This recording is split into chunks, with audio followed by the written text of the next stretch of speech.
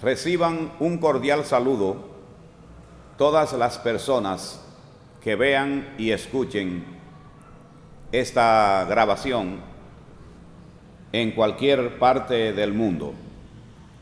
Reciban este saludo cálido, amistoso y cordial desde un pequeño poblado de la República Dominicana llamado Mao Valverde. ¿Quién soy? Mi nombre es Robert Torres Pérez. Soy maestro desde hace 49 años. Tengo una óptica diferente de la educación. La veo como servicio, no como trabajo, porque me inicié como profesor en una institución que servía la educación como misión, no para ganar dinero. Me refiero al Instituto Evangélico de la ciudad de Santiago. Ahí me inicié como profesor, como maestro, y luego tuve la oportunidad de ser llamado a trabajar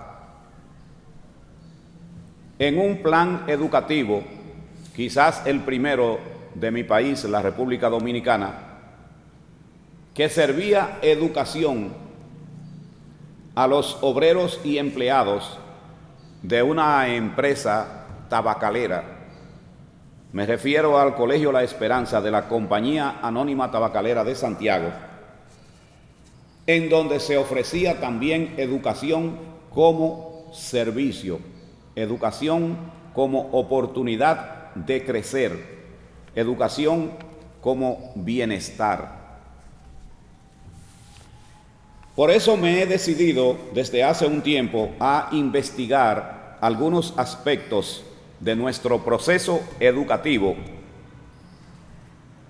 Estas investigaciones las he realizado con mis propios recursos y los resultados que tengo de estas investigaciones y observaciones las quiero compartir con los actores de los sistemas educativos de cualquier lugar que tengan la misma situación que se da en la República Dominicana y también con los actores de mi país, la República Dominicana. ¿Qué es una escuela? La escuela no es solo la edificación. La escuela es un conjunto, es una interacción. ¿Interacción de qué? De diferentes aspectos, factores que concurren, como concurren las líneas para formar el ángulo. La educación necesita una edificación. En esto, en la República Dominicana, hemos avanzado notablemente.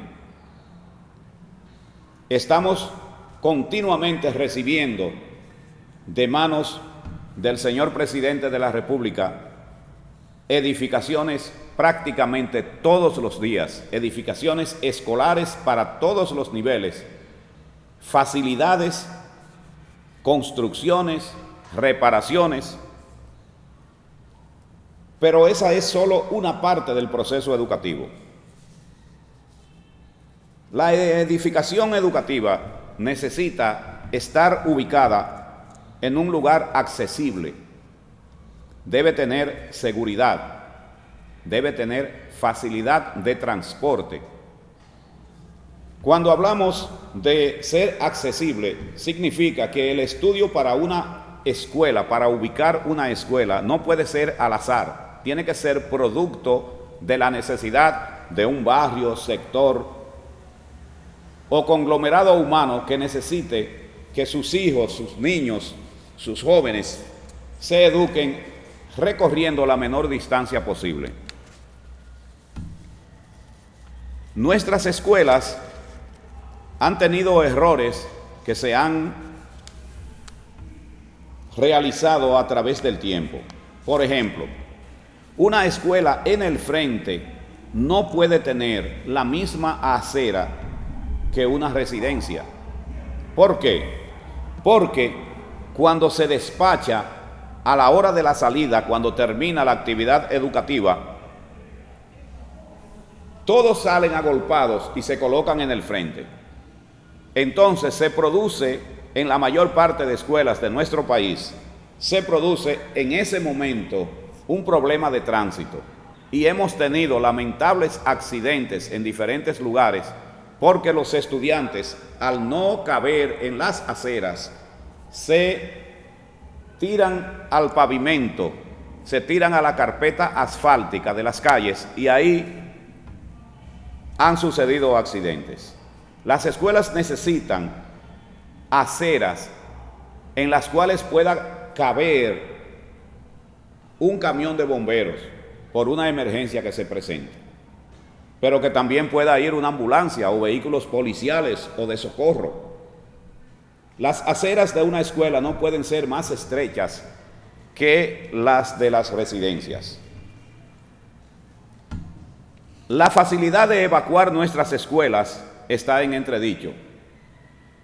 Muchas de las escuelas construidas en la década de los años 60 y 70 se construían con 2 aulas separadas por un pasillo. Esas aulas se multiplicaban y se podían construir 10 aulas de un lado, 10 aulas de otro y un pasillo en el medio. En caso de un temblor de tierra es sumamente peligroso ese pasillo. ¿Por qué? Porque toda la población de las aulas sale al pasillo y el pasillo forma un cuello de botella con la población educativa que hay ahí, y entonces no puede el pasillo rápidamente aliviar, permitir el paso de toda esa población educativa, lo que significa que un desplome en los pasillos de esas escuelas perderíamos ahí, ojalá que nunca suceda, Dios que nos libre, perderíamos el futuro de la patria, que son los niños y los jóvenes. Otra cosa es que las aulas, en caso de rapidez para evacuarlas, nuestras aulas son construidas con puertas que abren hacia adentro. La puerta que abre hacia adentro da facilidad para entrar, pero en caso de una emergencia, no solo un terremoto, porque hay muchas escuelas que están ubicadas en zonas rurales, en donde se producen vuelos de aviones, helicópteros, para la fumigación aérea. Una nave de esa que caiga, Dios nos libre, sobre una escuela, tendríamos un problema serio. Pero si la facilidad de la escuela para evacuarse en ese momento es ágil, hay amplias facilidades, minimizaríamos los resultados negativos. Las puertas de un aula deben abrir hacia afuera, porque en caso de una gran emergencia, solo hay que empujarla y todo el mundo puede salir. Pero imaginémonos una puerta que abre hacia adentro, agolpada con una cantidad de jóvenes por salir todos pegados de la puerta. ¿Quién la abre hacia adentro, hacia arriba de ellos? Ahí hay dificultad. Estas cosas las he visualizado porque yo he sido bombero durante un tiempo. Fui oficial bomberil, mayor bomberil, y traté siempre de estudiar por mi cuenta seguridad ciudadana. Otro aspecto es que en caso de fuego, nuestras escuelas, sobre todo las más viejas, serían devastadas. ¿Por qué? Porque cuando se pintan las escuelas no se remueven las capas de pintura anteriores, y un fuego con esos plásticos y esos materiales de las pinturas es prácticamente inapagable. Necesitamos trazar pautas en ese sentido. Otro aspecto es que las aulas de los primeros niveles de todas las escuelas deben de tener puertas de emergencia, de modo que no sea una sola puerta, sino que haya 1 o 2 puertas más que den inmediatamente al patio. Las escuelas que son de segunda planta deben tener al nivel del primer tramo de la escalera, del primer plano, que las escaleras generalmente se dividen en 2 en dos tramos. En el primer tramo debe haber una escalera que dé seguido hacia el patio, de modo que los de la segunda planta bajan a ese tramo de la escalera y seguido salen al patio. Eso se puede rampear o se puede escalonear. Si hacemos eso, los de la tercera planta, si bajan en las escuelas de 3 niveles, ya no tendrían un cuello de botella ni una aglomeración de la segunda y la primera, porque la primera saldría inmediatamente por las puertas de emergencia. Los de la segunda, al bajar a las escaleras, unos bajan por el segundo tramo de la escalera y otros dan al patio por una rampa o un escalón conectado con el primer tramo de la escalera. Y los de la tercera planta bajarían a la segunda y por ahí mismo utilizarían la misma salida de las escaleras. En cuanto a la edificación, creo que la República Dominicana está avanzando, pero tenemos que ir agregando esas cosas. Otra cosa que he notado en las escuelas con la seguridad es que cuando un estudiante se marea, tiene un vértigo o le sucede cualquier eventualidad que pierde el conocimiento, tenemos que bajarlo con los demás estudiantes que lo carguen. Las terceras plantas de las escuelas deben tener camillas que pueda una persona que haya perdido el conocimiento ser amarrada y los propios estudiantes la pueden bajar o el personal que esté para ello. Si tenemos camillas, no tenemos ese espectáculo de una persona desmayada y los otros estudiantes y 50 estudiantes más viendo lo que está pasando, sino que la ponemos en una camilla, le bajamos a la enfermería. Esa es otra cosa, que la mayor parte de las escuelas no tienen enfermerías. Necesitamos una enfermera que pueda tomar la presión de un estudiante desmayado, de un profesor desmayado, del personal de la escuela.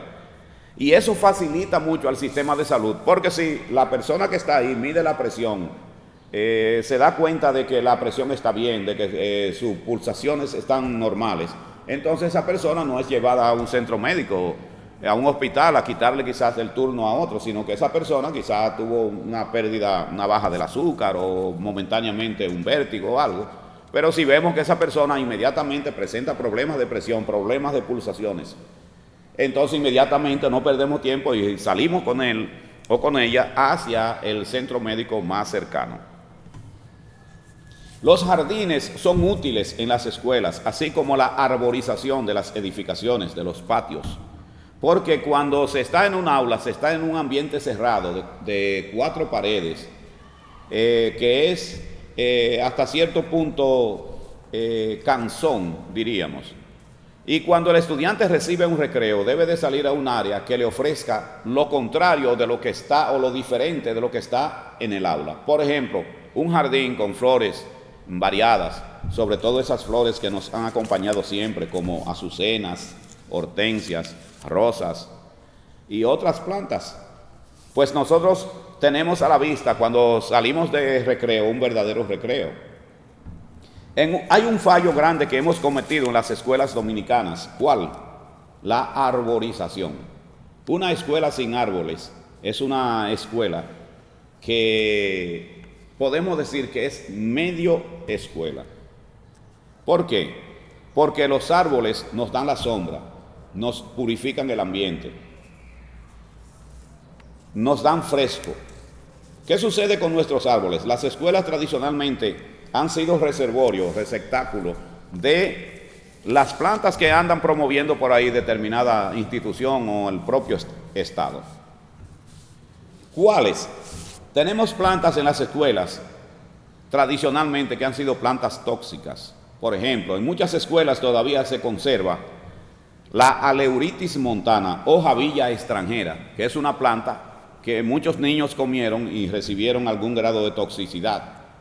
Ya ese plan el árbol de tun, como se le llama comúnmente, ya ese plan en República Dominicana fue descartado, porque lo que se buscaba al sembrar esa planta y evaluarla no dio resultados, porque el aceite que produce es muy caro y todo, pero aquí hubo problemas con ella. Otra planta que en las escuelas está reproduciéndose a una velocidad enorme es el nin o Azadirachta indica.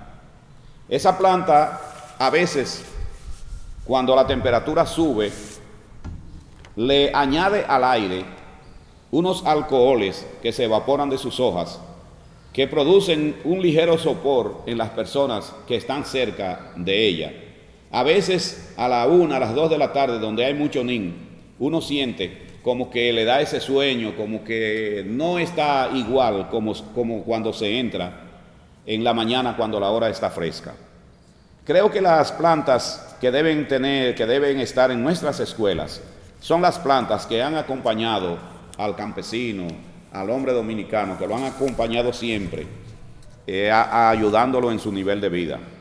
No han querido en las escuelas tener frutales porque los jóvenes muchas veces se dedican a lanzar piedras y objetos para cuando hay un mango, cuando hay un aguacate o una guanábana.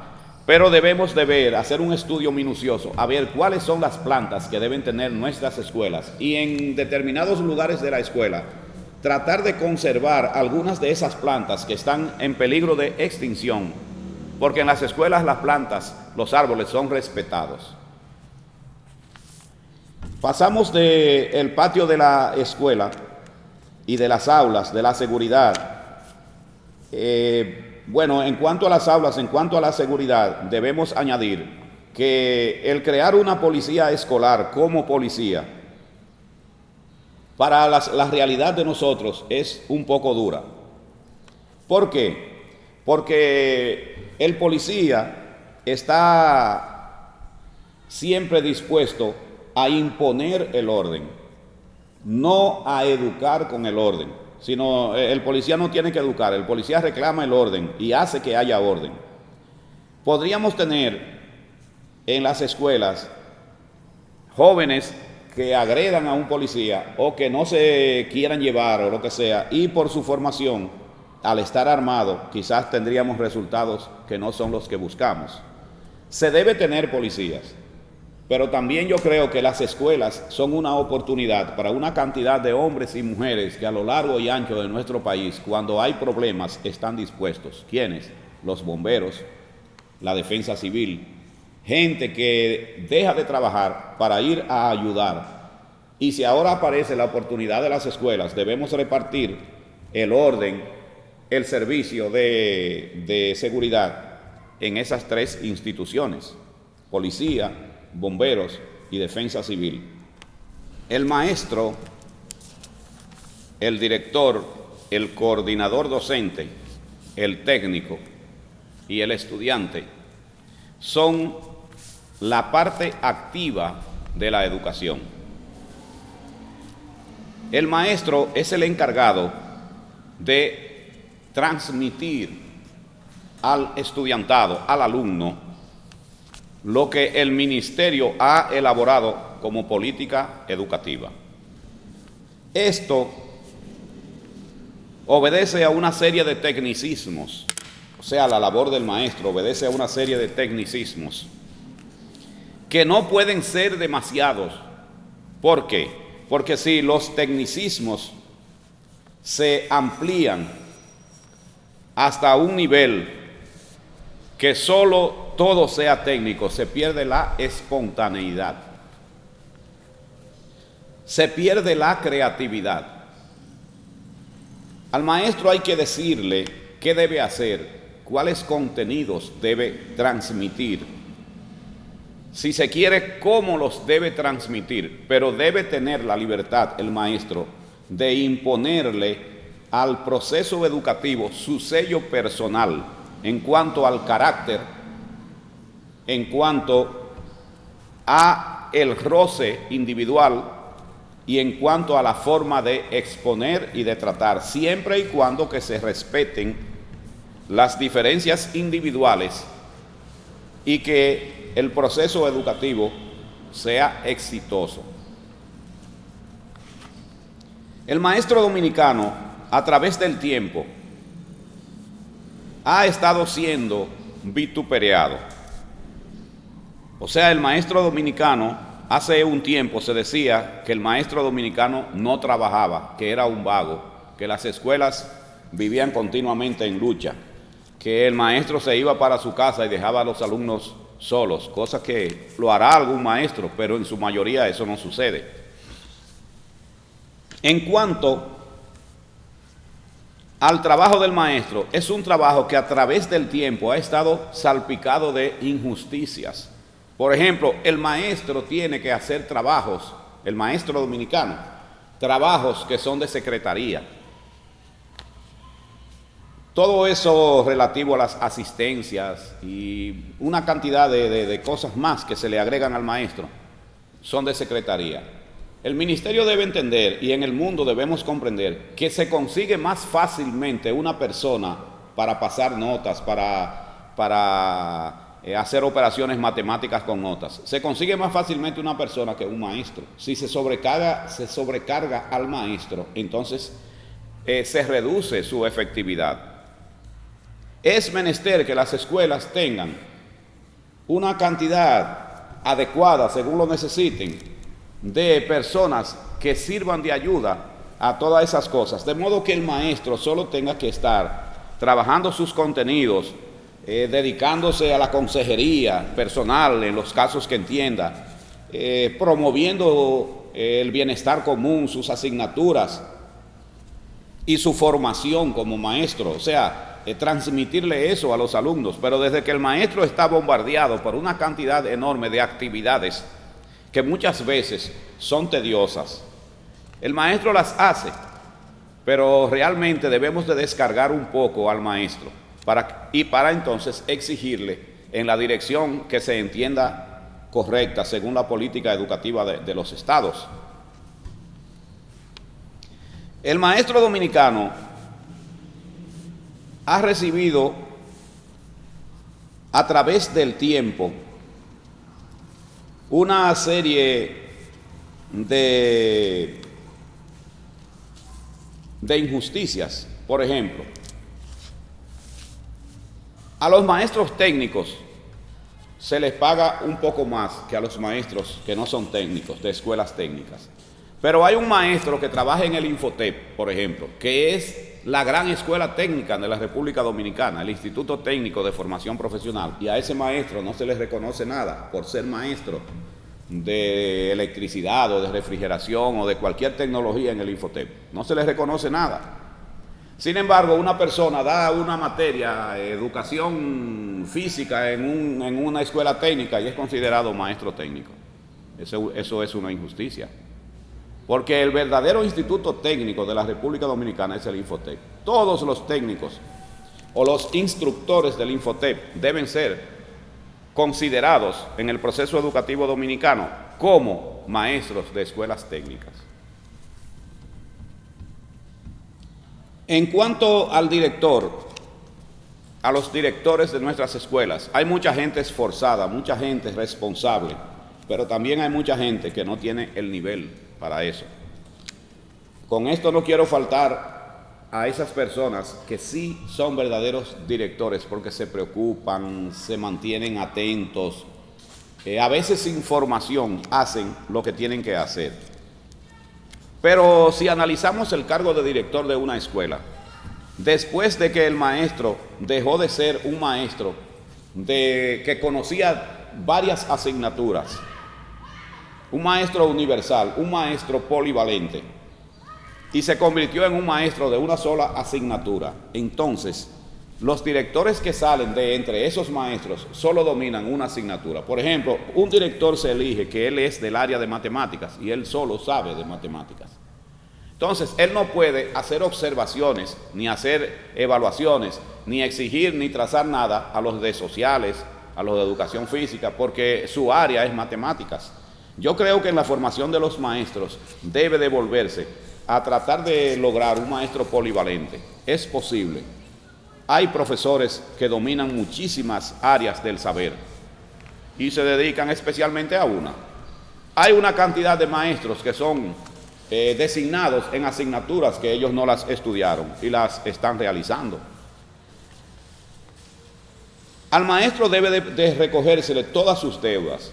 Un Estado no puede deberle a un simple trabajador. Lo más grande que tiene el país es el Estado, y dentro del Estado el gobierno. Cuando un gobierno le debe a un trabajador, a un empleado, unos chelitos, unas cosas, eso habla mal de nuestros estados. ¿Por qué? Porque lo más grande que tiene un país es su gobierno. Si su gobierno no realiza las labores que tiene que hacer como gobierno, y si yo soy empleado del gobierno y el gobierno me debe, me maltrata, y por otro lado las empresas del gobierno me presionan para que yo le pague el día que tengo que pagar y todo, como que eso se vislumbra como injusticia.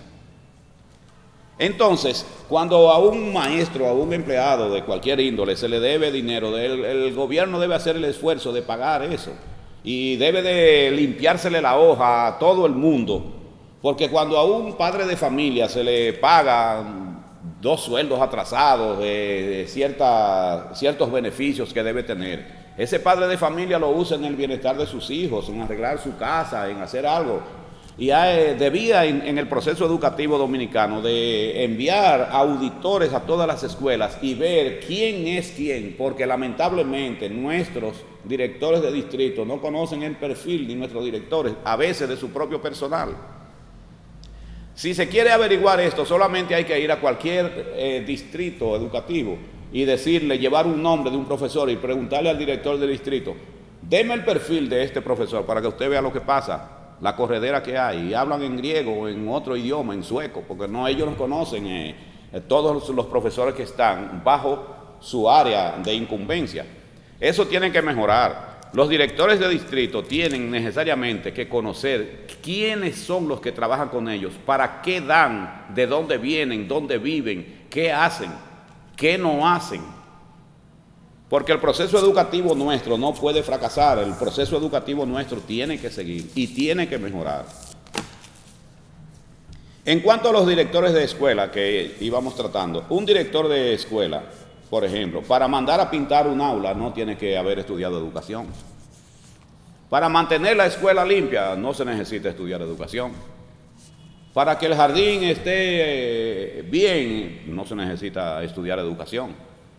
Para que la cancha, las luces y lo que hay, la iluminación del plantel y las ventanas que se dañaron, para eso no hay que estudiar educación. O sea, a veces en el director sobra el estudio de educación. ¿Qué tiene que tener un director de escuela? Carácter, responsabilidad, decisión, conocimiento de lo que tiene en sus manos. Porque el director de escuela fuera bueno que conociera todas las asignaturas que se dan en las escuelas, pero en la República Dominicana nuestros profesionales no son dados a ello. El que estudió historia entiende que con historia solo ya terminó, y no es así. A veces yo veo profesionales comprando en una ferretería pies de alambre eléctricos, clavos, y no saben lo que andan comprando, no saben las medidas de los clavos, no saben los calibres de los alambres, no saben calcular un pie tablar, y hemos fracasado en República Dominicana en ese sentido. Tenemos un profesional que no conoce las cosas básicas para vivir mejor. Entonces, nuestros directores deben de ser preparados para que puedan manejar las escuelas y conservar bien esa enorme inversión que se está haciendo en planteles educativos y en los procesos educativos.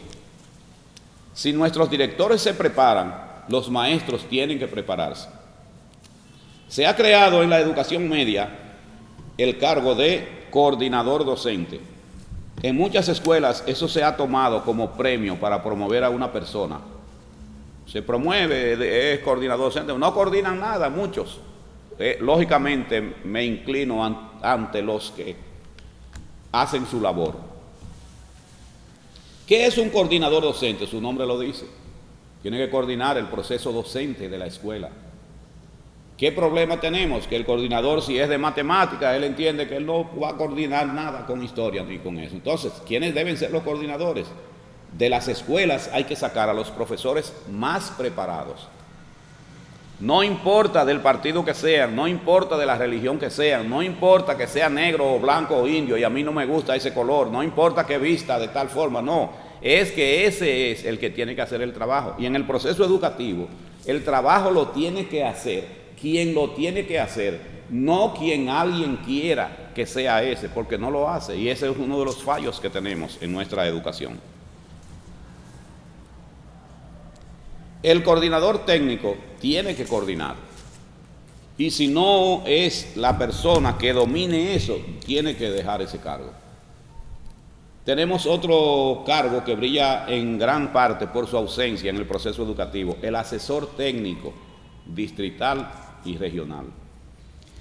El asesor técnico es el maestro del maestro, pero los asesores técnicos muchas veces no lo entienden así, y los que los nombran muchas veces favorecen a personas de su entorno, atláteres.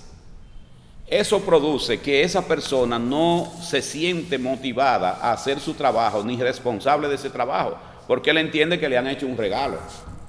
Entonces tenemos ahí la falla de que en X escuela el profesor de educación artística o de física no está haciendo exactamente lo que tiene que hacer, y el asesor técnico nunca va, nunca revisa nada.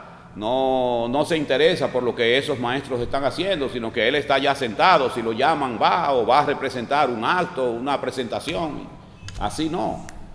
Necesitamos personas que sean itinerantes, personas que vayan de escuela en escuela, amigablemente, ofreciéndoles sus conocimientos a los que supuestamente no los tienen. Porque se supone que un asesor técnico tiene que ser un maestro de maestros y tiene que ser una persona que tenga esa preparación y esa vocación de corregir lo que un maestro hace mal. Al desacreditar al maestro, estamos desacreditando todos los procesos educativos del país y todas las instituciones de una nación. Cuando se dice que el maestro no está preparado, que es lo que se dice ahora del maestro, estamos desacreditándolo todo. ¿Por qué? Porque nuestros presidentes, nuestros legisladores, nuestros médicos, nuestros ingenieros, nuestros conductores, todas las personas, nuestros militares, todos han pasado por la mano de nosotros, que somos los maestros. Y si nosotros no estamos preparados, entonces ellos tampoco no están preparados. ¿Quién los preparó?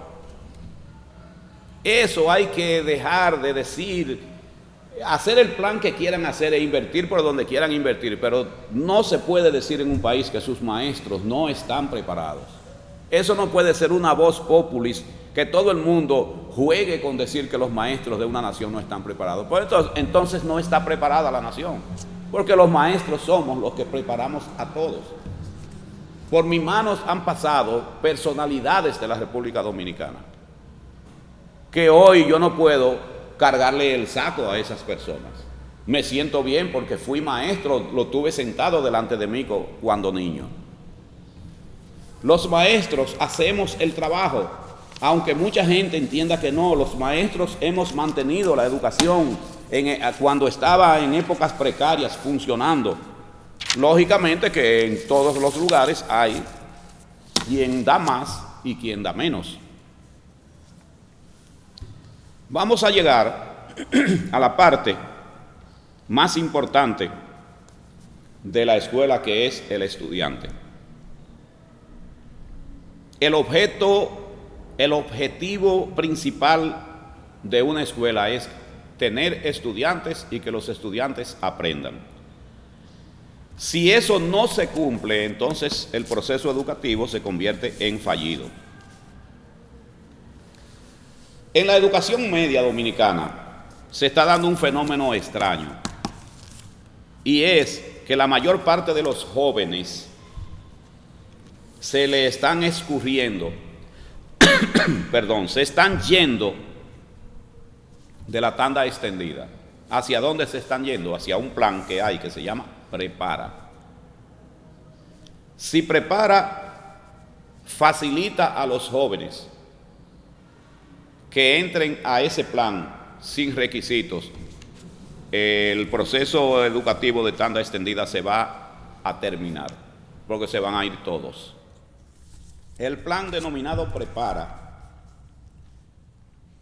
es un plan educativo, una modalidad educativa que fue realizada para tratar de dar oportunidad a personas que trabajaban dándoles solamente clase los sábados. Eso lógicamente atrajo a muchas personas y resolvió un gran problema, pero debe de evaluarse si en realidad en todos los lugares donde se está impartiendo es necesario, porque estamos viendo que muchas escuelas podrían perder notablemente asistencia, podrían perder población educativa, porque todo el mundo quiere irse a preparar. Razones muy sencillas y lógicas. En prepara, solo el sábado se dan las asignaturas que el plan lleva. Va una persona a entrar a una escuela a las 8 de la mañana para salir a las 4 de la tarde, todos los días, los 5 días de la semana, pudiendo hacerlo un solo día. Pues es lógico que todo el mundo va a pensar mejor estudiar en prepara. En prepara, las asignaturas, muchas se dan en media hora. Y en media hora, ¿qué se puede enseñar? ¿Qué se puede aprender? Por bien que se haga y por bien que se lleve el plan. Eso es bueno revisarlo, pero no caerle arriba para destruirlo, sino revisarlo, a ver si la funcionabilidad de eso es buena y si los resultados son buenos. ¿Qué producto está saliendo de ahí? El alumno dominicano en tanda extendida, que es la mayor parte, porque esto principalmente lo estoy haciendo pensando en los jóvenes. Con la educación media o educación secundaria, es que hay que trabajar rápido. ¿Por qué? Porque quien se mete a delincuente no es un niño de 4 años, de 7, quien se mete a delincuente es un joven. Quien busca pareja y se mete en problemas económicos para mantener un hogar y el varón, el hombre, deja de trabajar para que la esposa entonces estudie, saliendo más adelante los inconvenientes de que cuando ella es licenciada y él es albañil que anda con una carretilla, ella se siente más. Y estamos teniendo problemas en muchos hogares de comportamiento porque después que el joven se va a la calle para que la mamá de sus hijos se prepare, después que ella está preparada, en muchos casos hay mujeres que no, que siguen amando y respetando y agradeciéndole a ese hombre que le ayudó a llegar a una profesión, pero otras no, otras en el medio laboral o lo que sea quisieran tener una pareja a su nivel de licenciatura o de procuradora fiscal o de abogada o de ingeniera o lo que fuera. Y ya el albañil o el motoconcho o el policía o el guardia ya no le gusta. ¿Por qué? Porque no es de su nivel. Entonces eso puede provocar una serie de divergencias sociales que no sabemos a dónde nos puedan llevar y a muchos problemas que la sociedad produce en ese sentido, en el aspecto pasional.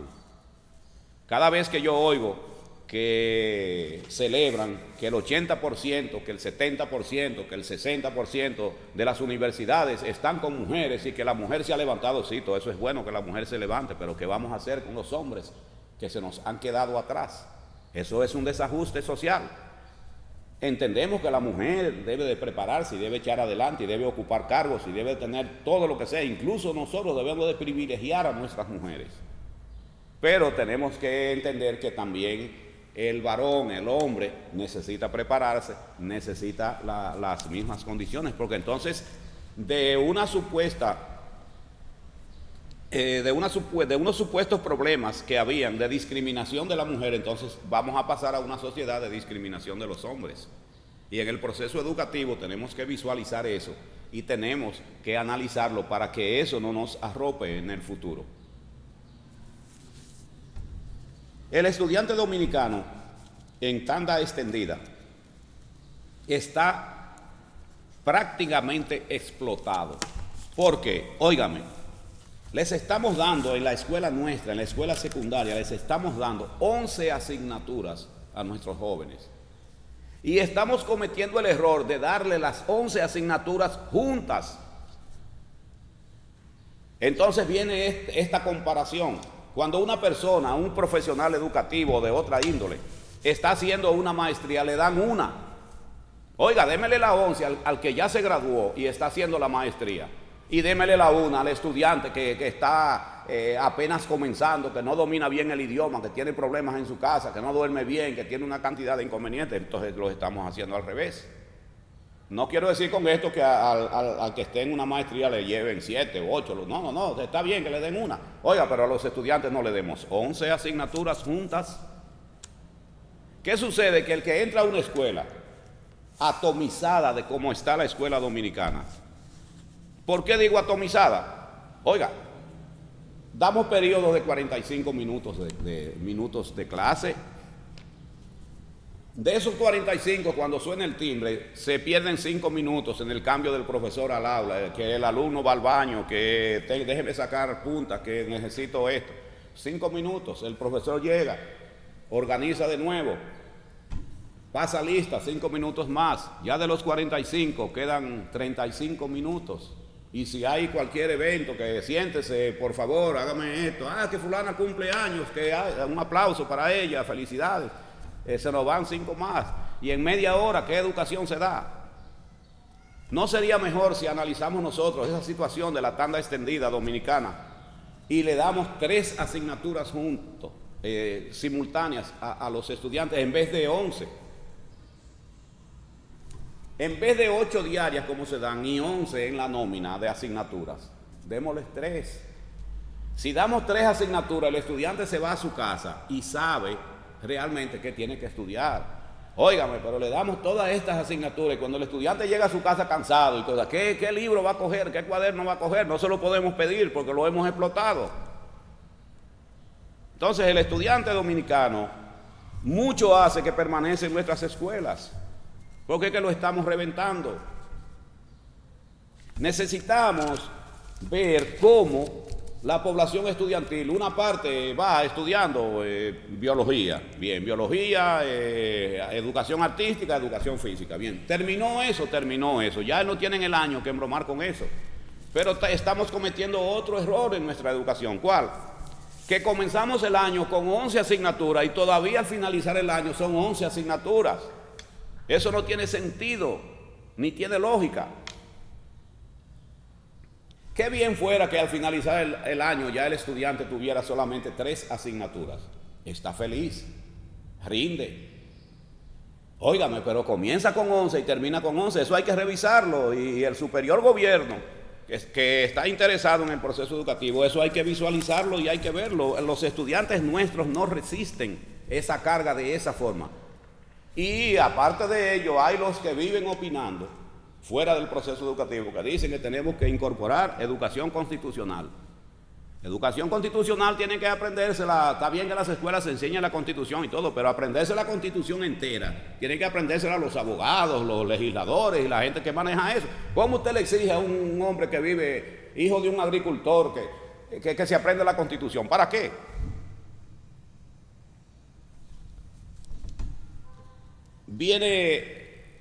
Viene otro grupo y dice que a los estudiantes hay que darle educación vial, porque el problema de las calles dominicanas es que los estudiantes no respetan y que la gente no tiene educación. Sí, pero la educación vial hay que dársela a los choferes. Cuando se le va a dar la licencia, metámoslos a un curso, un mes o lo que fuera. Perdón. Que hay que dar educación sexual porque el problema de todas estas niñas embarazadas y toda esta cosa. Oiga, entonces ya van, aparte de las 11, ya llevamos 3 más, le vamos a dar 14 asignaturas a los estudiantes dominicanos. ¿Qué es lo que estamos pensando? ¿Qué es lo que pensamos hacer? Eso no puede ser así. Eso hay que refinarlo bien y eso hay que ver, porque yo como maestro que estoy en las aulas, porque yo trabajé en esas instituciones que mencioné al principio, hace tiempo, pero yo estoy en un liceo público del país. Yo estoy en el Liceo Juan de Jesús Reyes de Mao Valverde y lo veo todo y lo analizo todo y oigo las quejas. Necesitamos que los ministros de educación de la República Dominicana sean más proactivos, no asimilando un nuevo currículum. Eso sí, se puede traer el nuevo currículum porque los tiempos cambian, no promoviendo nuevas leyes, pero sí. Las leyes son necesarias si ya las que tenemos no funcionan. Lo que tenemos que hacer es que en el proceso educativo, que el proceso educativo sea lógico, que las cosas que se enseñan respondan al razonamiento de cualquier mente que lo pueda razonar fácilmente. Pero con tantos escollos en las escuelas, el esfuerzo que se está haciendo con la inversión educativa se nos puede evaporar.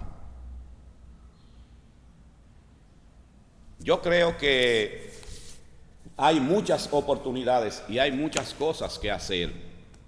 Una, por ejemplo, decimos que nuestra música, el merengue, está de capa caída, que está en el suelo. Oiga, pero en las escuelas tenemos un espacio maravilloso, no solo para el merengue, sino para nuestra música dominicana, que hemos tenido nosotros compositores.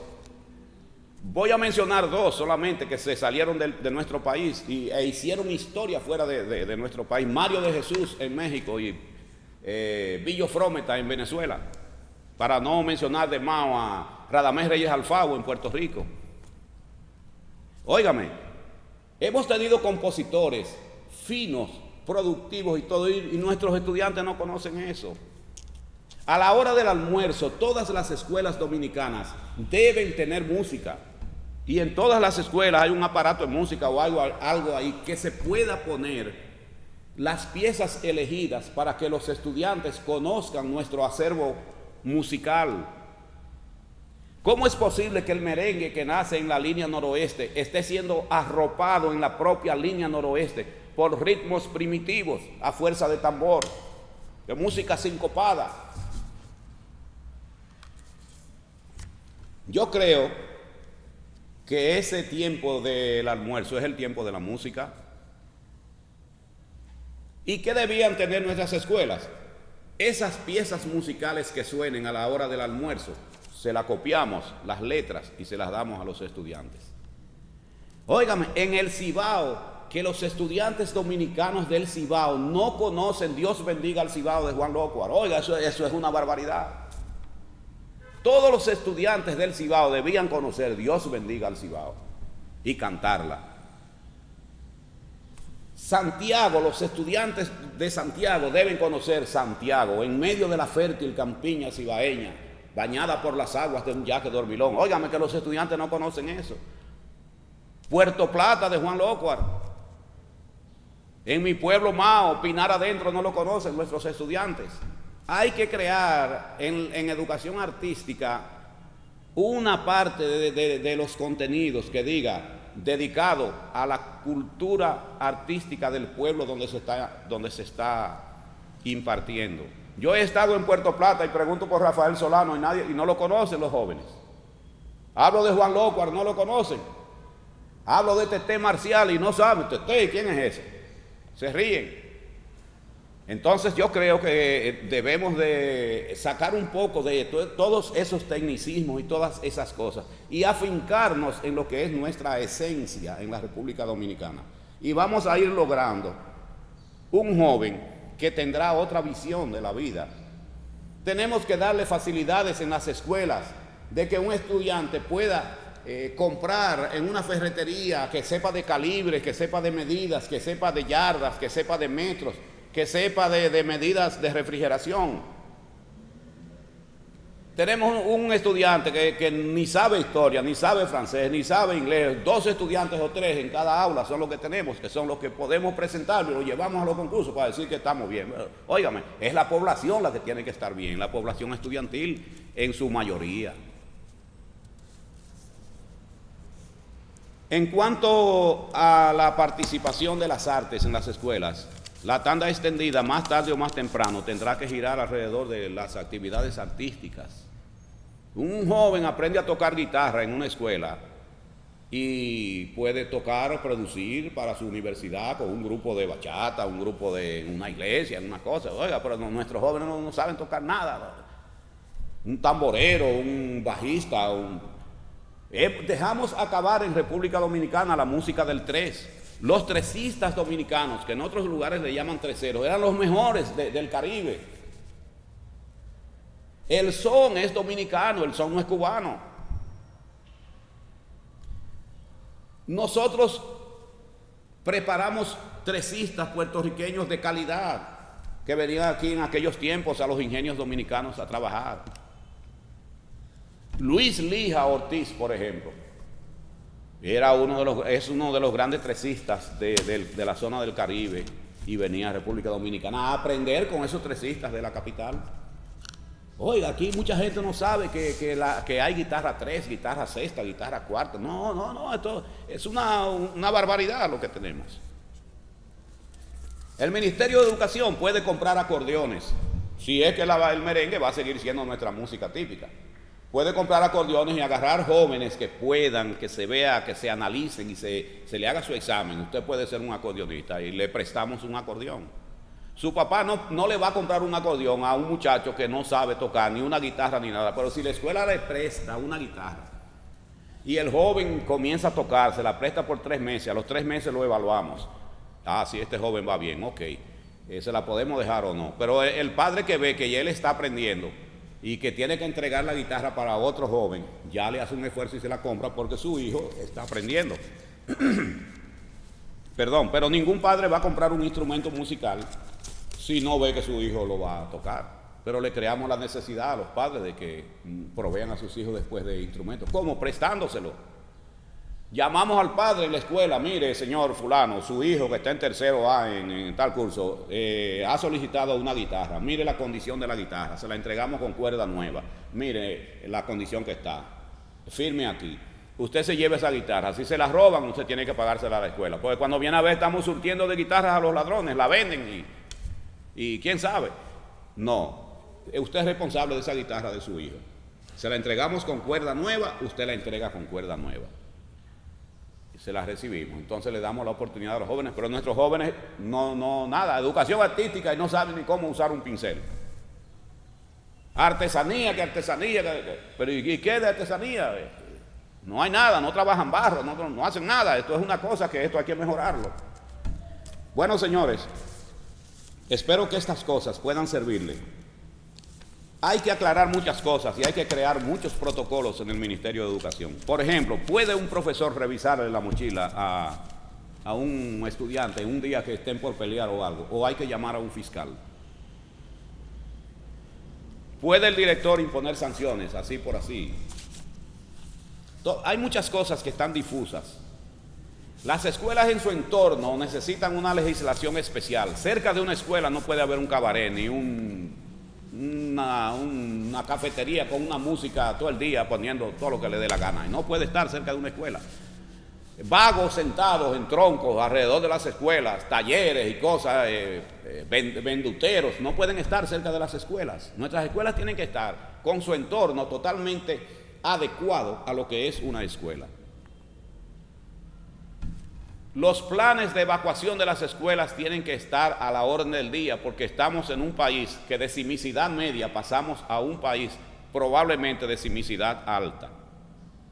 Las escuelas no pueden estar abandonadas a su suerte en caso de un temblor de tierra, lo repito. Las escuelas tienen que tener su plan, pero no es un simulacro como hacen, que ya creemos que haciendo un simulacro ya nos vamos a salvar todo. No, es algo que se sepa qué hacer en caso ahí del terremoto. Porque el verdadero simulacro es el día del terremoto. Ese sí es verdad. No podemos decir que no hay dinero, porque el honorable señor presidente de la República, el licenciado Danilo Medina, ha dicho que hay dinero para la educación. Entonces, ¿qué pasa? Y en las direcciones regionales y distritales tienen que afinarse un poco más. Hay una cantidad enorme de directores regionales que no le interesa, lo que le interesa es estar en el cargo. De los problemas que llegan allá rebotan unos cuantos y otros lo asumen y eso, y no salen. Oiga, un director regional es el representante del ministro de Educación en el lugar donde está. El director regional tiene que cogerle adelante a los problemas. No es que cuando el ministro le diga, vaya a tal investidura y represénteme. No es eso no es ser representante del ministro. El representante del ministro es que cuando en tal escuela está por haber un problema de tal y tal tipo, usted le agarra antes a ese problema para no dejarlo crecer y toma decisiones.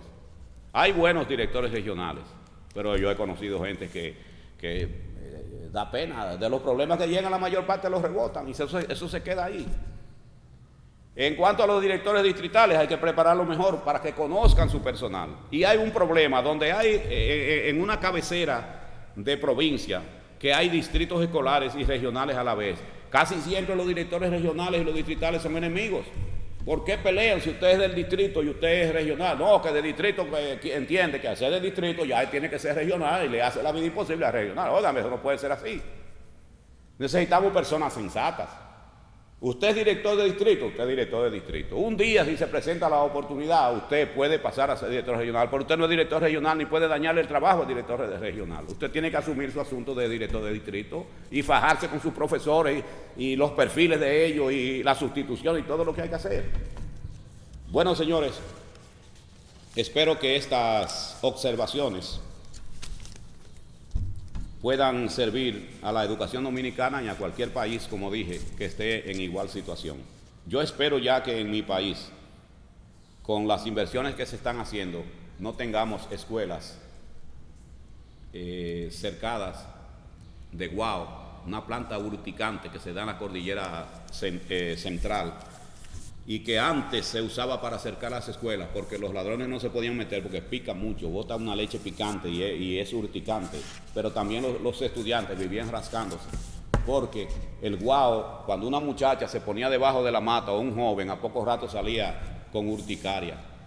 Yo creo que ya todas nuestras escuelas tienen paredes, tienen cercas buenas, y entiendo que no lo traté hace un momento en cuanto a tantas listas que se pasan en las escuelas. Óigame, si tenemos una pared ahí con 14 hiladas de bloques, 12 hiladas de bloques, y arriba tenemos un alambre de trinchera, le pasamos lista al entrar, a la media hora, a las 45 minutos en la escuela secundaria, lista otra vez, a los 45 lista otra vez, lista. Pasamos lista 8 veces en una escuela. Oye, 8 por 5 minutos, son 40 minutos que estamos perdiendo pasando lista. ¿Qué pasa con eso? Eso no tiene sentido. Los presos que están ahí en las cárceles, que la mayoría están por fugarse, se les pasa lista 2 veces. Y a un estudiante que viene voluntariamente a la escuela, que lo que quiere venir a estudiar con unas paredes que no se puede volar, le pasamos lista 8 veces. Eso es otro fallo de nuestras escuelas también. Pasémosles lista a la entrada y a la salida porque recibimos tantos estudiantes, nos mandó la sociedad. Trabajamos con ellos, sociedad, te mando la misma cantidad de estudiantes. Creo que con eso sería adecuado. Y los profesores y el personal de la escuela, impedir que cada vez que falte un estudiante, chequea la hoja de la primera lista y cuenta 20 estudiantes, habían 21. ¿Qué pasó con el estudiante que falta? Que se puso malo y lo despacharon. Muy bien, está bien, falta uno. No tenemos que estar pasando lista continuamente. ¿Para qué? Eso no tiene sentido tampoco. Son cosas que las arrastramos del pasado. Bueno, señores, gracias por la atención dispensada. Y quiero dejarle ya a lo último esto. ¿Cómo evaluamos a nuestros estudiantes? Óigame, en la escuela secundaria hay que coger 4 notas mensuales, sacarle el 70% a esas notas. Primero sacar un promedio, luego sacarle el 70% a ese promedio, luego el examen final, sacarle el 30% a ese examen final. Sumamos lo que dio el 70% del promedio con lo que dio el 30% de la prueba final. Sumamos eso y esa es la promoción. Tampoco tiene sentido eso, por Dios. Trabaja mucho el maestro y el estudiante nunca sabe cuál es su nota hasta que se la damos al final. Porque la mayor parte de las escuelas, con actividades, con huelgas, con esto, nunca tienen todas las materias, las notas mensuales listas. ¿Qué propongo para eliminar eso? Cambiar eso. Cuando inicia el año le ponemos 100 a todos los estudiantes. ¿Cómo? ¿100 a todos los estudiantes? Sí, 100 a todos los estudiantes. Sería lo más democrático. Pero ese 100, cuando se abra la escuela, va acompañado de una carta del honorable señor presidente de la República diciéndole: estudiante dominicano, te entrego este 100 porque eso es lo que quisiéramos que tú lograras al final. Pero si tú no puedes lograr eso, haz el esfuerzo mayor para que tú puedas calificar tus asignaturas y convertirte en un hombre trabajador, honesto, que quizás puedas ocupar este cargo que yo estoy. Eso, otro mensaje del ministerio, del señor ministro de Educación, de la Asociación de Padres y Maestros de las escuelas. Y le damos a ese estudiante la confianza de que él quizás nunca iba a tener un 100, pero le entregamos un 100. Eso es democrático. empeñate y lo vas a tener. Pues no tienes ahora que conseguirlo, te lo damos el 100. Tú lo único que tienes que hacer es, estudiante dominicano, mantener ese 100. Y él siempre va a saber cuál es su nota, porque le dimos un 100, pero él en química le faltaron 2 puntos. Entonces él sabe que los 2 que perdió los resta del 100 que tiene y tiene 98. Y así el estudiante dominicano estaría informado todo el tiempo en todas las asignaturas de cuál es su nota, cuál es su situación. Con esta recomendación final sobre la evaluación, termino. Disculpen lo extendido de este tema, pero creo que he cumplido con una responsabilidad patria, una responsabilidad ciudadana, no solo para la República Dominicana, porque las redes sociales llegan a muchos lugares, y queda autorizada cualquier persona, cualquier escuela, cualquier institución, que estas cosas que he observado, que he investigado, si les sirven, no tienen que pagarme nada, no tienen que hacer ningún depósito ni nada. Esto lo hago para servirle a la humanidad y a la patria, como maestro. Lo pueden usar, no tiene ningún gravamen, no tiene nada absolutamente. No es que soy rico, soy una persona pobre, trabajadora de este país. Trabajo 18 horas al día, aparte de la educación, trabajo otras cosas. Pero entiendo que estoy cumpliendo con un deber de ser humano. Muchas gracias y que Dios les bendiga, les guíe y les proteja.